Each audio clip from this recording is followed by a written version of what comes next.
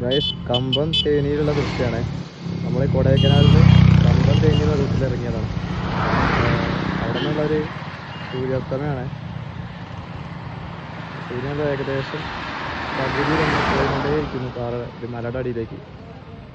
നമ്മളിത് ആ ഹൈവേയിലാണ്, കണ്ടില്ലേ? ഇപ്പോൾ നോക്കി നോക്കിയേ, ഇപ്പോൾ പകുതി കൂടുതൽ പോയി.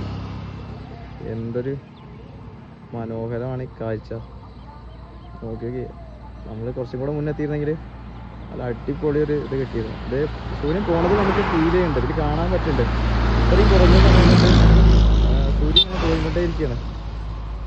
42 സെക്കൻഡ് ആയിട്ടുള്ളൂ. ഞാൻ ഫോൺ എടുത്തപ്പോൾ ഏകദേശം ഫുള്ള് പുറത്ത് തന്നെ ഉണ്ടായിരുന്നു.